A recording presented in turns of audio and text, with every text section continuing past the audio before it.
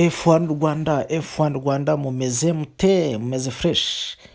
Iki cyumweru rero, kuri iki cyumweru F1 yari yageze muri Amerika, muri Leta Zunze Ubumwe za Amerika, muri leta ya Florida, ariko mu mujyi wa Miami. Yari Grand Prix ya Miami, bakunze kwita Miami Grand Prix, niyo yari irimo irahaba. Ariko hagati aho ngaho tubibutsa yuko mo hagati hari habayemo na sprint race aha muri Miami Grand Prix, haje no kuba haza kubamo ya ka Grand Prix k'abagore bakita ngo ni F1 Academy, kabayemo gatwarwa n'umwana w'umwongereza bita Abu Puring, niwe wagatwaye.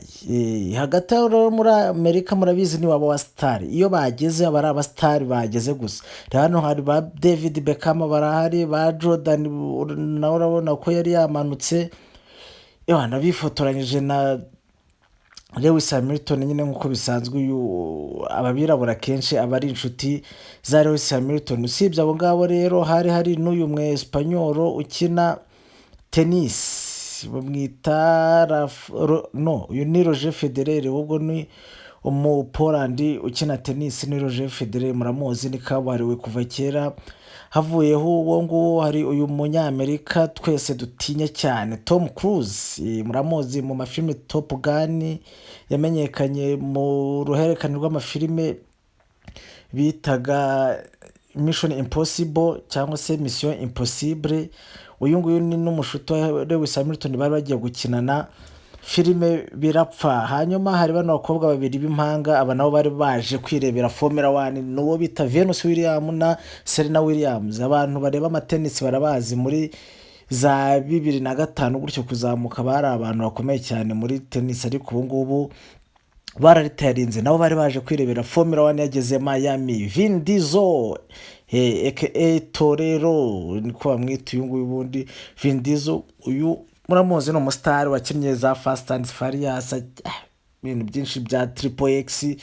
Uyu ni umusitari, umuntu utamuzi ubwo nyine ni nko mu mashyi nawe tuba twamuvumbuye. Nyuma yiwe hari Shakira, umugore wa Gerard Piqué, ariko ubu ngubu ndumva barakoze divorce. Uyu nawe ni umugore ukunda ibintu bya siporo. Ahantu hari abasore beza kandi b'abasportifu, uyu nguyu aba ahari. None ahantu nko muri Miami haba hari n'akazuba, agomba kuza kinzeho utuntu tw'uturinete twe, uyu nguyu nawe agomba kuba ahari. Ukuye uwo nguwo hariyo umuhungu wanjye Mr Shy, akaba ari umwongereza uzwi mu bintu by'imiziki. Uyu nguyu baramuzi, ni Ed Sheeran, nawe yari yahageze, ni umwongereza ariko asigaye yarihaye ibintu byo kuba muri Amerika. Abanyamiziki baramuzi, uyu ni umwongereza ukaze cyane mu bintu by'imiziki. Tuva aho ngaho abasportifu, uyu nguyu muramuzi, bamwita Luis Suarez, muri za Barcelona, muri za Liverpool, ubu ngubu asigaye akina muri Major League Soccer, ni shampiyona ya Amerika ya football. Ubwo urumva nawe yagombaga kuba ahari. Narababwiye ati ahantu Formula 1 yageze aba ari abasitari, aba ari vibing. Ku Formula 1 nta hate ibamo, nta bintu byo gufana by'ubuhezanguni, haba ari abasitari gusa. Wamubonye Kendall Jenner, umunyamerika kazi w'umugore.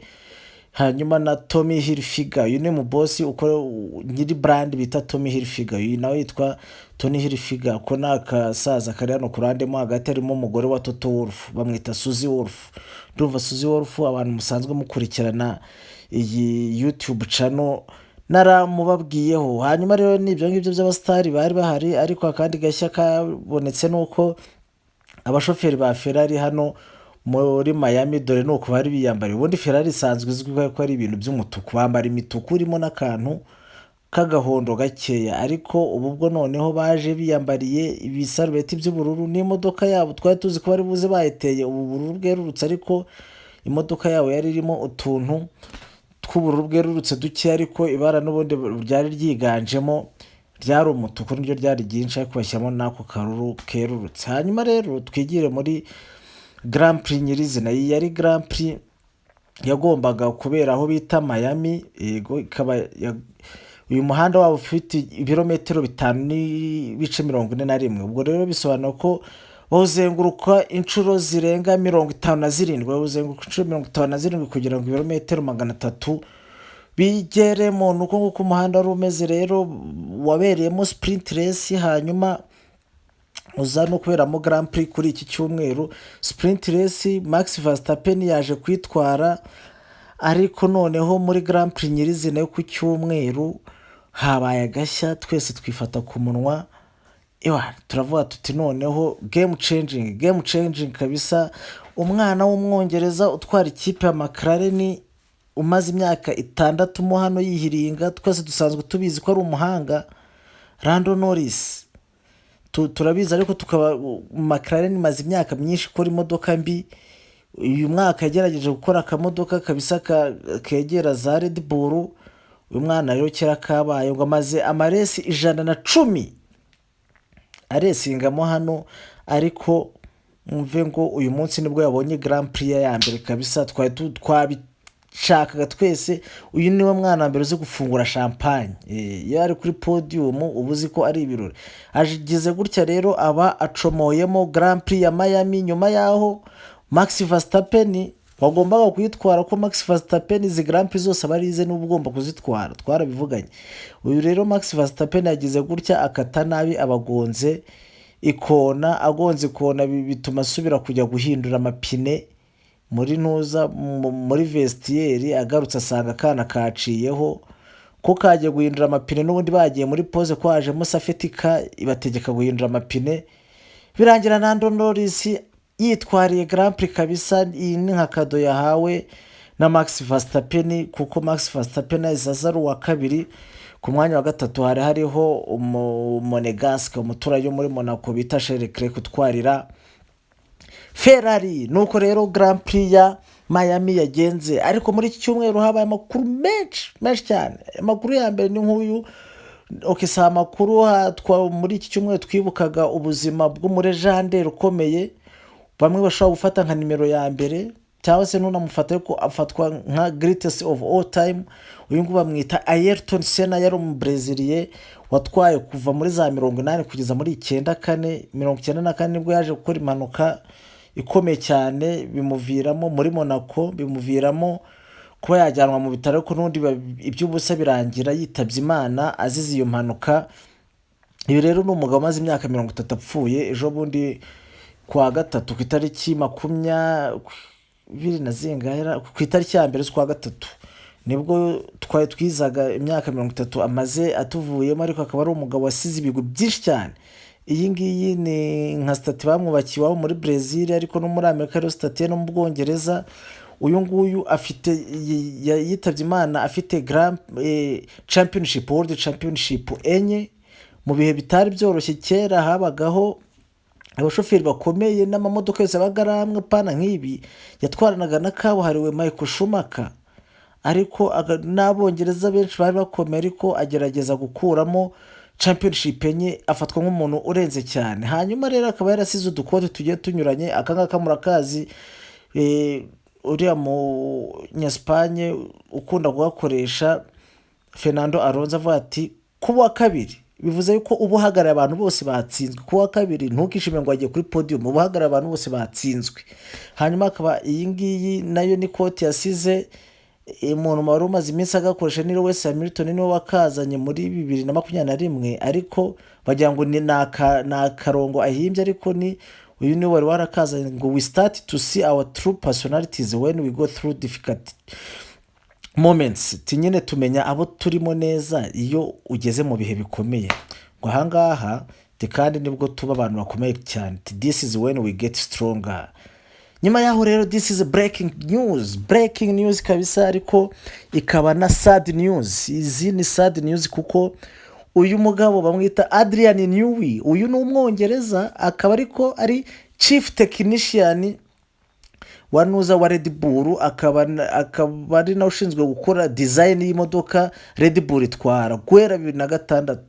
Uyu rero bivuga yuko ari wihishe inyuma y'iyi success yose ya Red Bull bifite. Red Bull ifite umushoferi mwiza, ariko imodoka bafite niyo ibafasha kuba Max Verstappen ashobora gutwara ikintu icyo ari cyo cyose. Uyu mujyama rero Adrian Newey akaba arabasezeye, yabwiye Christian Horner ni umuyobozi wa Red Bull ati tubonane habona, ati iyi sezo niyo yanjye ya nyuma hano, ati mwe mushaka kundi muntu. Bikaba bivugwa rero yuko gusezera kwe hano uyu nguyu ashobora kuba ari mu bugambanyi bukomeye n'uwo bita Frederic Vasseur ni team principal wa Ferrari.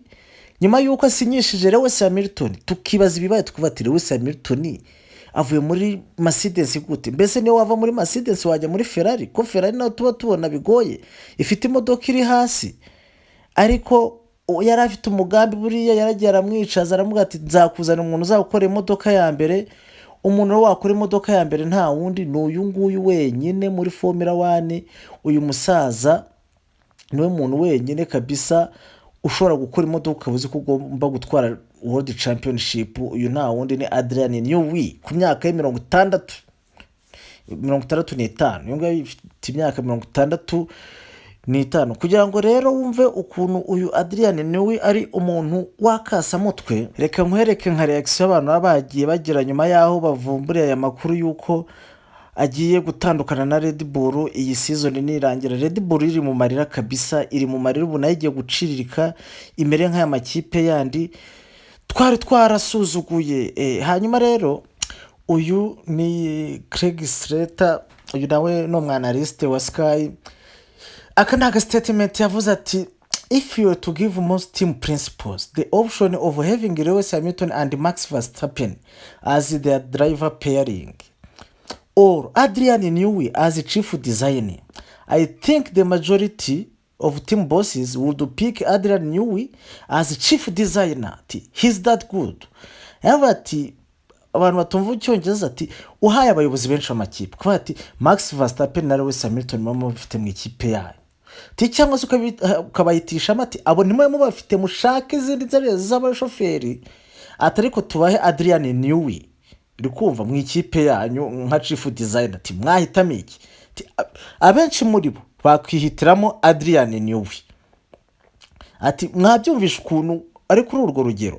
Uyu ni Lewis Hamilton.